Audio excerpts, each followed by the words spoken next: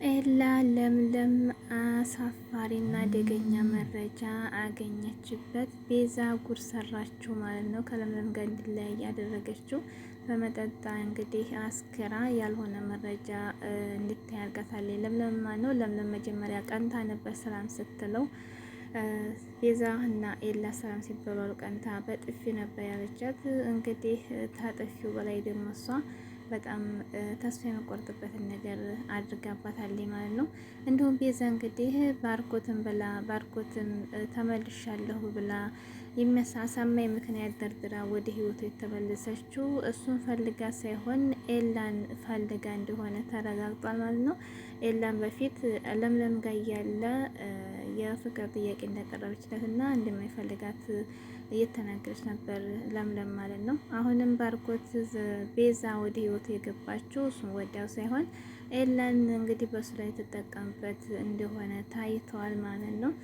ፍቅርም እንግዲህ ተዛ ቤት ቤዛን ልትወጣ የጮኸችባትና ትቀመጭ አንቺ ወንድሜ አይደለሽም፣ አንቺን ምንም አይነት ከአንቺ ጋር ግንኙነት የለውም ያለቻት ነበር ማለት ነው። ፍቅር አውቃባታለች የቤዛን ሴራ ማለት ነው። ፍቅርም እንግዲህ አደይን እና ዴብን ለመለያየት ሌላ ሰው አምጥታ እንግዲህ አደይን ሴራ እየጠነሰሰችባት ትገኛለች ማለት ነው።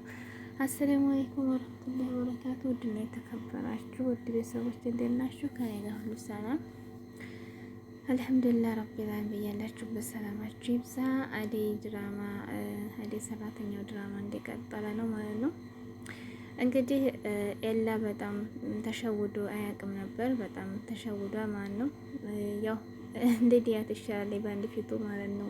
እየቀበጠች ይሻላል የሷ። የዛሬው ደግሞ ያጋጠመው ጭራሽ ከለምለም ጋር የሚለያየው አሳፋሪ ነገር ነው። መረጃ የተያዘበት እንግዲህ ለምለም የደረሰችበት እስከዛሬ ከሊዲያ ጋር ሲጫወምን ሲል ያው እየቀናች እየተጣሉ ነበር። ዛሬ ግን ድንገት መታ የባርኮት እንግዲህ ፍቅረኛ ቤዛዊ መጣችው እንግዲህ ባርኮትን ፈልጋ ሳይሆን ባርኮትን ልትጠቀምበት ነው ማለት የመጣች ወደ ህይወቱ የገባችው ማለት ነው። እንግዲህ ልክ እንደመጣ ኤላ ጋር ውሰዱኝ ስትል ለምንድነው ኤላ ጋር የምትሄጂው እያሏት ሁሉም ነበር የተጣሏት እና በስተመጨረሻም እንግዲህ ኤላን ሰላም ስትለው ለምን ሰላም ትያለሽ ብላ ነበር ለምለም በጥፊ ያለቻት። ከዚያም በኋላ እንግዲህ የተፈጠረው ምንድነው እንዴት እንድትሰሪያለሽ እያለ ኤላ ለምለም ተናገረ። ከዛ እኔ እዚህ ቤት መቀመጥ አልፈልግም፣ ባርኮት ሲመጣ እመጣለሁኝ፣ እስከዛ ድረስ አንተ ጋር ተቀመጡ ሰዴ በቃ ኤላ ቤት ብላ ቤዛ ስትለው እሺ በቃ እኔ ቶሎ ብሎ ለምለምንም እነ ያንቺም ብሎ እንግዲህ ቤዛን ነበር ይዞ ሄደው። ለምለም ግን አልሄደችም ማለት ነው። ለምለም ደግሞ እዙ ሆና እንግዲህ ከአደይ ጋር እየተላቀሰኝ ነበር። በፊት የፍቅር ጥያቄ እንዳቀረበችለት እንደምትፈልገው ነበር እየተናገረች ያለችው። እንግዲህ ለምለም የሸከከችው አልቀረም። እንግዲህ ቤዛ ከመጣ በኋላ መጠጥ እየጠጣች አስከራው ከሰከረችው በኋላ እንግዲህ ቤዛ ከለምለም ጋር እንዲለያይ ነበር ያደረገችው። ባርኮትም ከሄደበት ሲመጣ እንግዲህ ዴቭና አደይ እንግዲህ ሰላም ሲባባሉ ሲያወሩ አግኝቷቸው ከዛ በኋላ እንግዲህ ዴቭና ባርኮት ያው ጥሩ አይደለም፣ አሁን ላይ ኩርፍ ናቸው። እሱም ነው ዴቭም ወጣት ስጦት ማለት ነው። ባርኮትም እንግዲህ ያው በቀደም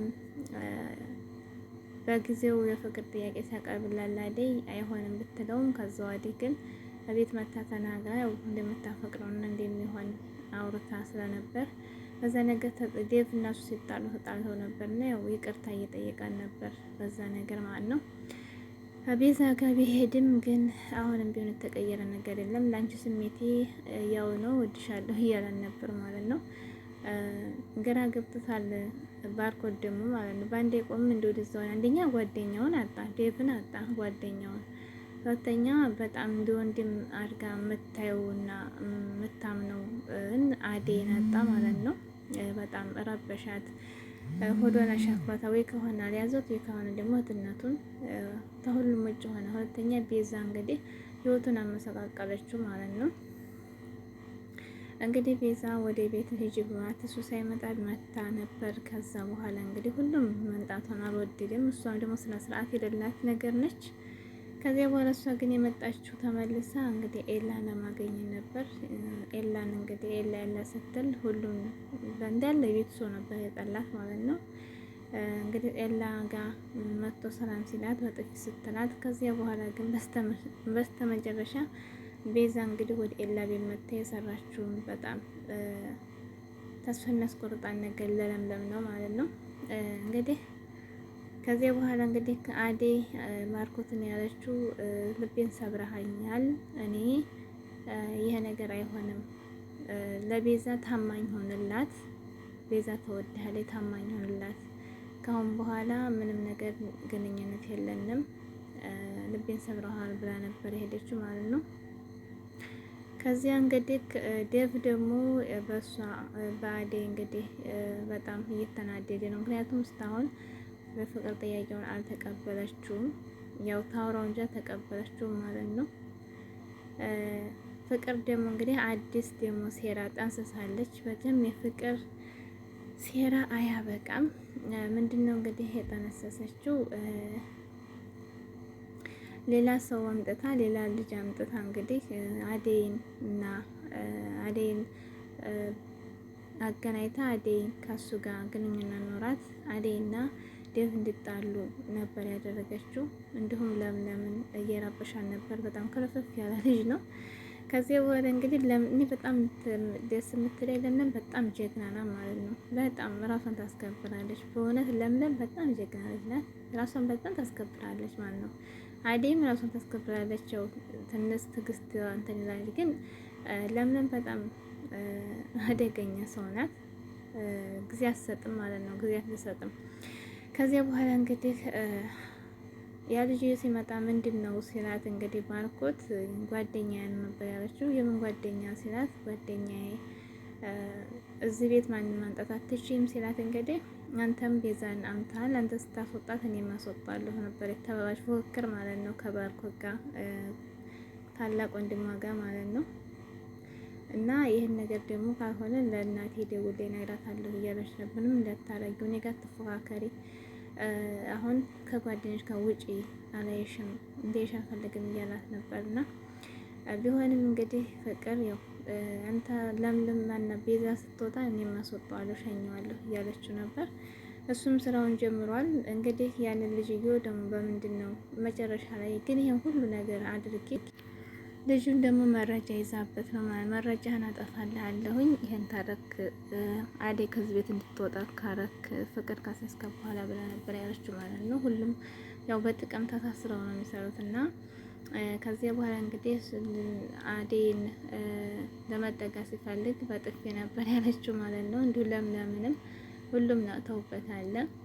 እንግዲህ በስተመጨረሻ ፍቅር አይሆንም፣ እቺ ቤዛ የምትባል ልጅ አትሆንህም፣ ለሷ አንተን ፈልጋ የመጣችው ኤላ ጋዛ ሄዳ ምን እየሰራች ነው ስትለው፣ ስለ ስርዓት ያዥ ምንም ነገር ያገባሽም፣ ጭራሽ እኔ ጋር ትፎካከሪ እያላን ነበርና ከዚያ በኋላ እንግዲህ ባርኮት ቤዛ ጋር ለምን ሄድ ቤዛ ኤላ ጋር ለምን ሄደች ብሎ ወደ ኤላ ቤት ሲሄድ ግን ያው የሚያወሩት ወይ ብቻ አዳምጦ ነበር የተመለሰው ማለት ነው።